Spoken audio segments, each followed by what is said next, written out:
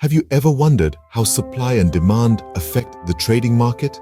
Well, it's a fundamental concept that drives the price movements in the financial markets, be it stocks, commodities, or even cryptocurrencies. The theory is simple yet powerful. When demand for an asset increases, its price tends to rise. Conversely, when supply exceeds demand, prices are likely to fall. This tug-of-war between buyers and sellers creates what we call supply and demand zones, areas on the price chart where the balance of power has historically shifted, leading to significant price movements. By identifying these zones, traders can potentially anticipate future price reactions and make informed decisions. But remember, while this strategy may sound straightforward, it requires a keen eye for detail, a disciplined approach, and a solid understanding of market dynamics. Understanding these fundamental principles can greatly improve your trading strategy. So let's delve deeper into this intriguing world of supply and demand in trading. Let's delve deeper into the key concepts of supply and demand in trading. At the heart of supply and demand trading are two primary zones, the supply zones and the demand zones. These are areas on a price chart where the forces of supply and demand have previously caused significant price movements and are therefore likely to do so again. Supply zones are areas where sellers have been in control. Picture a bustling market. When there's an excess of apples, prices drop as sellers compete to offload their stock. Similarly, in trading, when there's an abundance of supply, or sellers, the price tends to fall. On the flip side, demand zones are areas where buyers have been dominant. Using the same market analogy, when apples are scarce, buyers compete and prices rise. In trading terms, when demand exceeds supply, prices tend to increase. Now let's talk about imbalance. Imbalance is the tipping point, the shift in the scales of supply and demand that leads to price movement. When supply outweighs demand, prices fall, creating a downward trend. Conversely, when demand outweighs supply, prices rise, creating an upward trend. Let's put it all together. By identifying these supply and demand zones on a price chart, you can predict where prices might react strongly. This reaction is due to a shift or imbalance between supply and demand. The larger the imbalance, the stronger the price reaction is likely to be. For instance, if a price chart shows a significant drop in price, when it reaches a certain level, that level is likely a supply zone. Similarly, if the price rises significantly upon reaching a level, that's likely a demand zone. By marking these zones on your chart, you can anticipate potential price reactions in the future. Recognizing these zones and imbalances can help you identify potential trading opportunities. So the key takeaway here is, keep your eyes on the zones and watch for imbalances. With practice and patience, you'll refine your ability to spot these key levels and capitalize on the shifts in supply and demand. Now that we understand the key concepts, how do we apply them in a trading strategy? To answer that, let's break down the steps involved in a supply and demand trading strategy. Step 1. Identify key levels. This is where we are looking for areas on the chart where price has made a strong move up or down. These are our supply and demand zones. It's like a detective game where you are looking for clues in the price action. Next, we draw these zones. This is step 2. Here, we use horizontal lines to mark the upper and lower boundaries of these zones. It's important to be precise.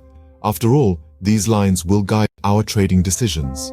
The third step is to wait for confirmation. We want the price to revisit these zones and see how it reacts. If it bounces back, it confirms the strength of the zone. If it breaks through, it may suggest the zone is weakening.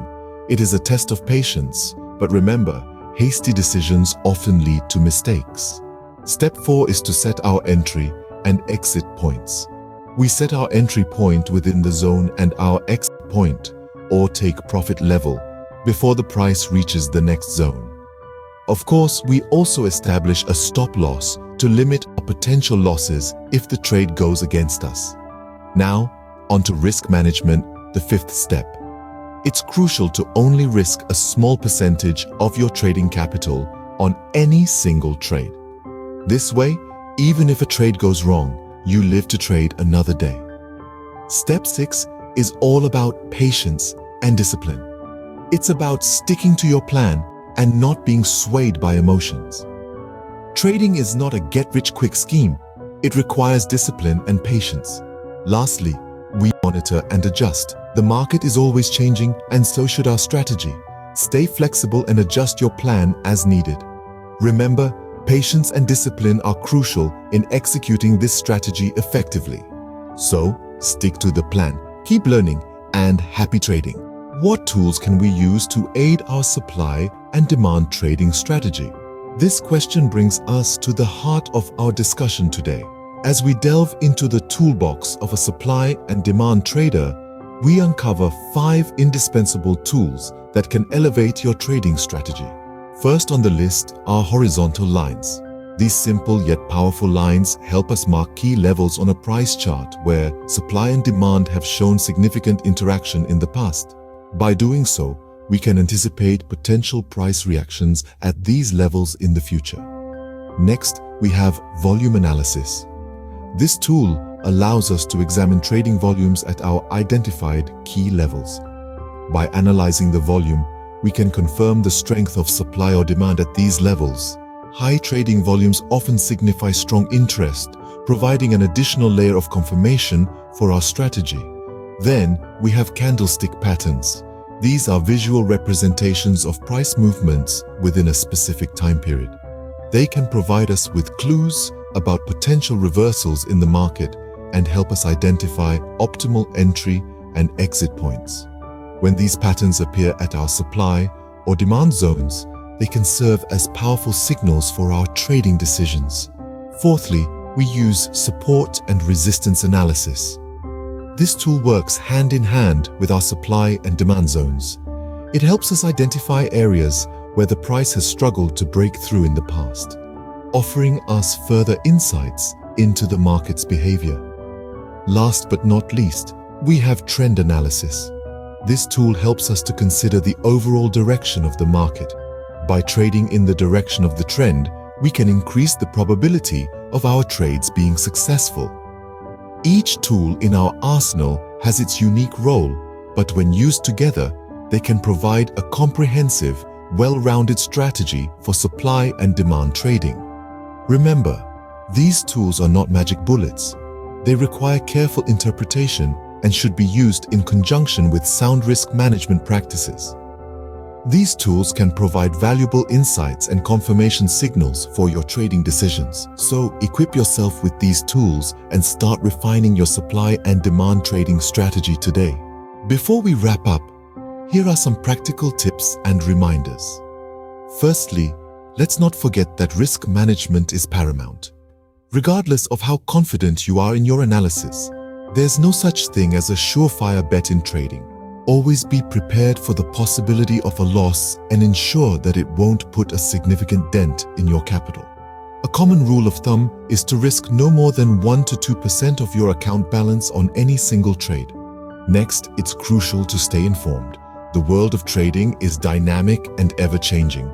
Various factors can influence the supply and demand balance, such as geopolitical events, economic indicators, and even social trends. Make it a habit to keep up with the news and consider how it might affect your trading decisions. Now, let's talk about practice. Trading is a skill, and like any skill, it requires practice to master. Utilize demo trading accounts to hone your skills in a risk-free environment. This way, you can make mistakes, learn from them, and refine your strategy without any real financial consequences. Furthermore, always remember that patience and discipline play a significant role. It can be tempting to jump into a trade at the slightest hint of a potential opportunity. However, it's often more prudent to wait for solid confirmation before entering a trade. Similarly, once you're in a trade, don't let emotions drive your decisions. Stick to your predefined exit strategy unless there's a compelling reason to deviate from it. Lastly, monitor and adjust your strategy as needed. The markets are not static, and neither should your trading strategy be. Periodically review your trades, both successful and unsuccessful, to identify what's working and what isn't. Use these insights to tweak and improve your strategy over time. Remember, no strategy guarantees success, but these tips can increase your odds of profitable trades. We've covered a lot today, so let's summarize our key points. Supply and demand trading hinges on identifying pivotal market zones where price reactions have been intense. We've delved into the crucial concepts such as supply zones, demand zones, and market imbalance. We've walked through the steps involved in this strategy, including the identification of key levels, zone drawing, waiting for confirmation, and setting entry and exit points. We've also touched on risk management, patience, discipline, and the need for monitoring and adjustment. We've highlighted the various tools at your disposal, from horizontal lines, volume analysis, and candlestick patterns, to support and resistance analysis and trend analysis. Remember, there's no foolproof strategy. Risk management is paramount, and staying abreast of market news can greatly help. If you found this video helpful, please like, share, subscribe, and click on the link to open your Demate account. Stay tuned for more insightful trading videos.